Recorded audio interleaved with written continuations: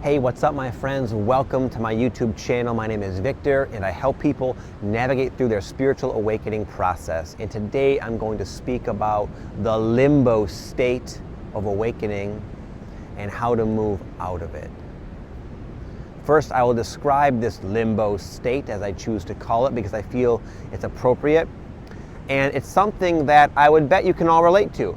It's not something you have to be at a certain stage or whatever to experience. This is something that I've gone through many times over throughout the entire course of my awakening. And I made a lot of mistakes in this limbo state because it can feel like you're getting mixed signals and it can be a little bit confusing. So I want to talk about this limbo state and then again and then also share what I've learned about it so you can move out of it more smoothly than I did. So I'll give a perfect example. So many of you guys know, you get ideas, right? You get ideas of things you want to accomplish, downloads, you might call them, where you feel guided from your inner being to do something. And this could be some kind of stereotypical external pursuit, like start a business. For me, it was starting a gym. Or it could be to just stop doing this and do this. Go and maybe take some time off from work and focus on your spirituality and read and research and meditate. Anyways, it starts with a feeling of inspired action in whatever way. And you might do that for a while. And then you finally kind of achieve what you were wanting to achieve all along, and then find yourself perplexed when you realize that even though you were kind of in a groove for a while, now it's time to do something different. You have maybe an idea of what that different thing is, but you're kind of bound up and stuck in this track you've been creating for a while. And you're kind of in limbo. You're stuck in the old. You know it's time to move on to the new, but there doesn't seem to be an obvious way of making that transition. Now I know that sounded kind of weird. Let me real quickly go through one of my many limbo states I'll share with you to sort of paint this picture more clearly.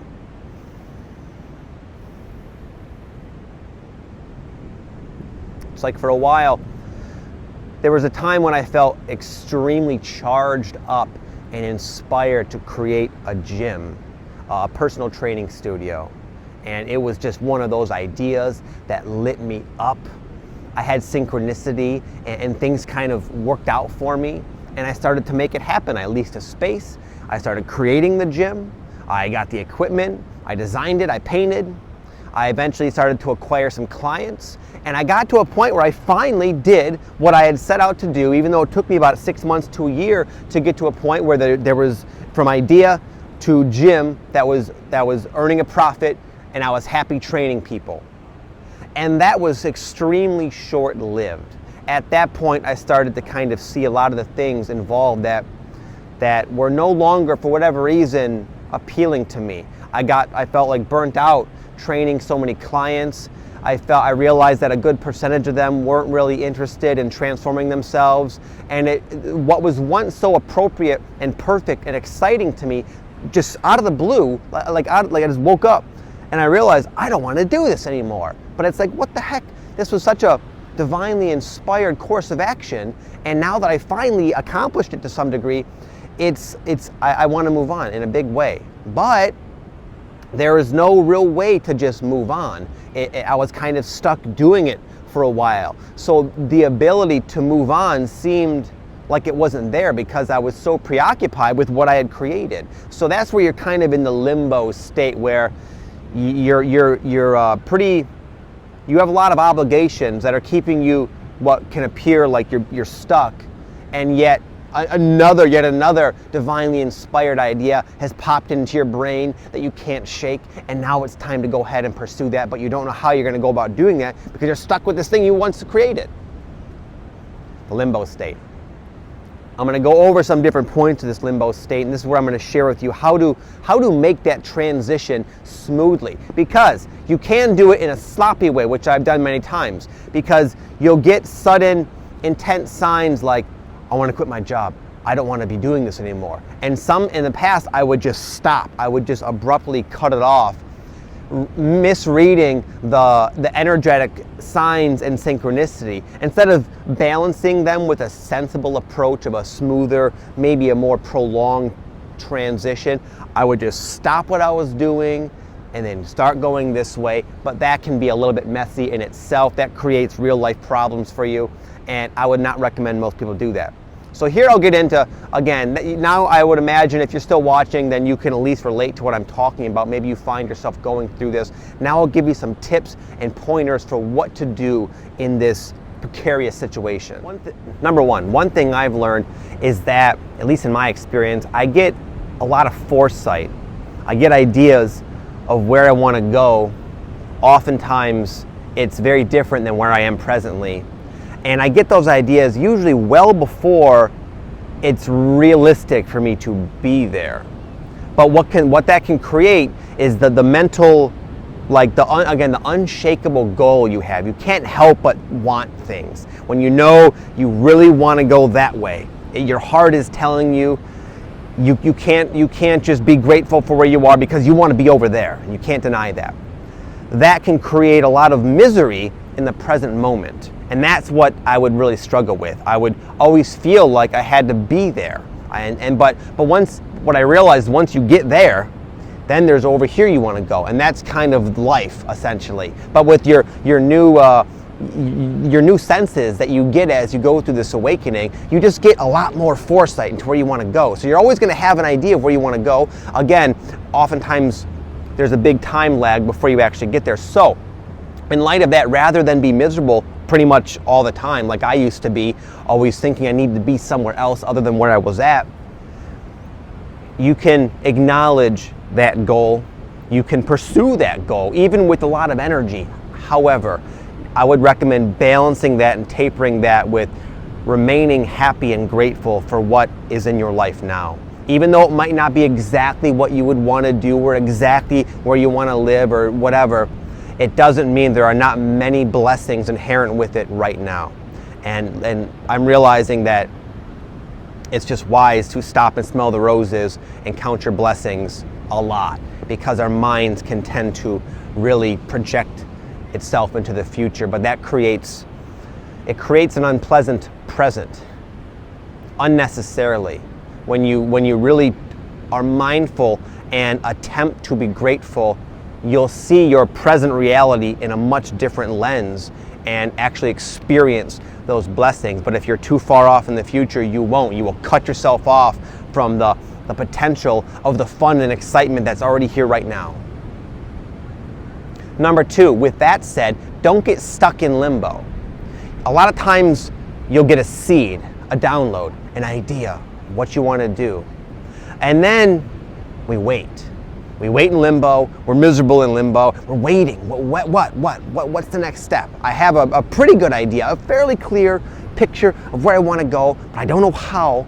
I'm still a little bit confusing, and that can give you the misperception that the timing is not right. That's not the case. You were already given what you needed. Now it's up to you to go out there and make it happen. You don't need the guidance to do the practical footwork. That's what I really see lacking in a lot of people, I find. They'll tell me exactly what their vision is. They'll tell it very clearly, and I can feel it over the phone sometimes, like, wow, this is this person's thing, man. They're gonna shine when they do this. But they're like, well, not the right time, I'm waiting, I'll know the timing's right. No, that's not the case. You have to put in the work. That's why we're co-creators. We get the divine ideas, and it's our job to ground them and put the work in. But again, you want to do so in a way balanced with you still enjoying your present as you joyfully make your way over there out of limbo. Thirdly, I want to just throw this out there as a word to the wise. This won't apply to everybody, but this is something I noticed with a lot of people I talk to. A lot of people will contact me in this limbo state saying, I'm stuck here. A lot of times at a job they don't like, or in a relationship or life situation they really don't like. And they're getting the signs and the synchronicities and the nudges that it's not going to be in their future. They know that. And they also kind of have a pretty good idea of where they want to go. But they're feeling impatient, and they're really almost like looking for me to tell them it's okay to just leave, to quit. I've had people saying they want to leave their families, leave their kids, leave their jobs and stuff, because the signs can be so compelling. I'm not passing judgment on them because I know how confusing it can be. It can really feel like when you're dwelling in a situation that you're experiencing tremendous vibrational dissonance, which manifests itself in synchronicity, saying you don't like this, things not working, things breaking down. There's a general heaviness. It can really feel like I have to get out of here and I have to do it now because shit's gonna go wrong real quick. But it's just that you're so open and you're able to get these signs and you can acknowledge them and act accordingly without being too rash. That's the point here. Don't be too rash. I share my story sometimes where I had to quit. I had to quit my businesses and I made a lot of really rash decisions in order to kind of get where I am now. And that was appropriate for me, not because I'm super wise and having an expedited process. No, it was because I was so stubborn and I clung to a situation well past due, way too long, and then I had to kind of catch up. You don't have to be like that. What I'd recommend is if you find yourself getting those signs, again, start taking action. You're the one that's gonna make it happen, but do so in a way where you stay happy and grounded and balanced, and you don't have to act too rashly by the signs you're getting. It's just information. It's just saying that this is not going to be appropriate if you just want to cling to this forever. And the dissonance will become increasingly noticed by you, and it will keep manifesting in ways that will just not be of your preference. So you might as well get the hint now, unlike me, and start going and pursuing what your heart really wants. Start doing that now, but do it in a wise way. Lastly, just a reminder, I've kind of alluded to this many times over already, but you will be the one to make it happen. Nobody else. I talk to so many people who are far more psychic than I am. They have greater abilities, you could say. And they really maybe even have a lot more of an education about awakening and so forth, but they don't do anything with it. It's not about what you know. It's not about what you feel and what you want. It's about what you do. That's the light work, is the action. That's the part that a lot of people, they want to skip over because it's not pretty, it's not glamorous, and it can't be accomplished with the law of attraction and reading books and vision boards. It's about the elbow grease and the hard work and a lot of physical energy and really just stretching yourself outside of your comfort zone over and over and over again. That's what's going to really bring and create something. And that's how you ground the divine into something that's going to be eventually a masterpiece that's shining light all over the place. But it's going to be you to bring those visions into reality. But hopefully this video will help you start doing so in a way where you can truly, not just as a figure of speech we tell ourselves, but really enjoy the journey.